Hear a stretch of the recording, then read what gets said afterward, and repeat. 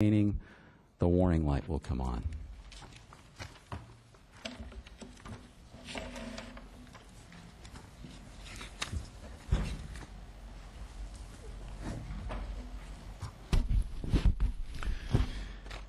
Good afternoon, Commissioners. Scott Anderchak, speaking for myself. This 1% sales tax, Mr. Chairman, we received this document. One of our members got this document in his mailbox a couple of months ago.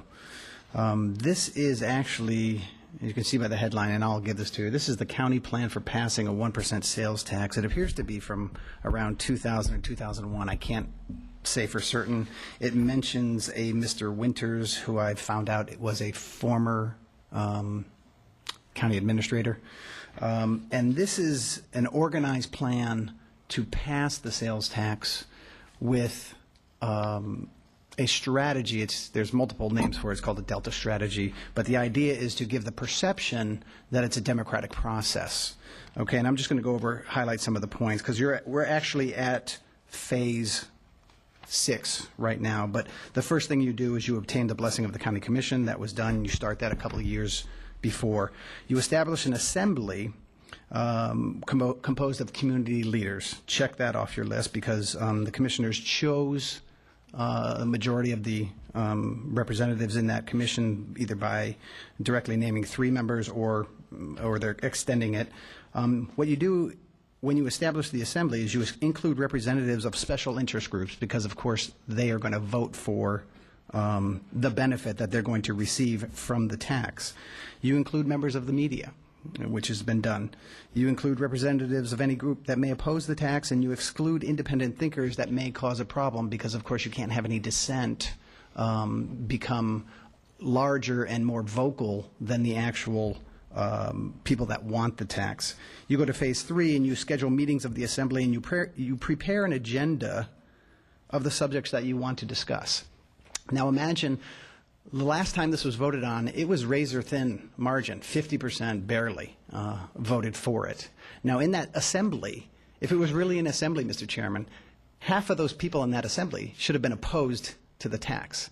That would have been a representative body of the citizens of Charlotte County. But almost everybody in that assembly, somewhere in the 95% range, was for the tax, because they were all going to benefit from the income tax.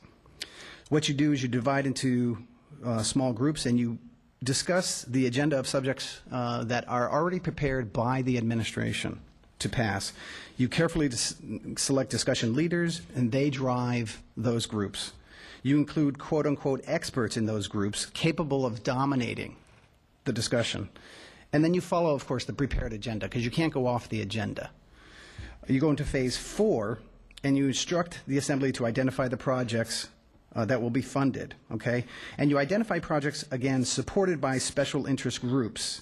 These will generally be single-issue voters who will vote for the tax, And we saw all the folks here today are here because they want this tax passed, because they will benefit.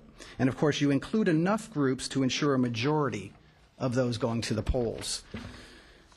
Going into phase 5, you carefully select who writes the summary of those meetings, and they should be known advocates for the tax. If you can get members of the media, great. You present recommendations, quote unquote. This is where we are today, sir.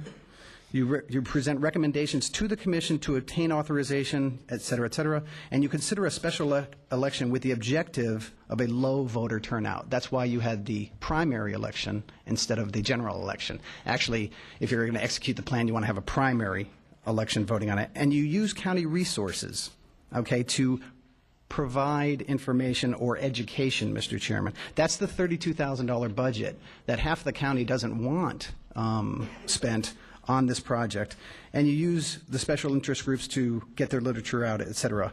And you have to be careful not to be perceived as advocating the tax with tax funds. Again, I'm going to move to the summary. The general purpose of the above detailed process is to give the perception of a democratic process.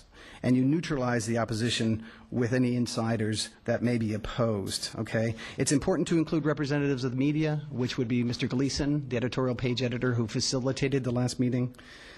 And this process was successfully used by Charlotte County government in 1998. It's not the first county to do this, but with a light vote, the referendum can be passed by a very small percentage of registered voters. This is how the board has been manipulated, and politicians have been manipulated, sir. Yeah. And so we're obviously opposed to the tax. Thank you, Mr. sir. Chairman. Something's wrong with our audio part of our little warning device. I apologize.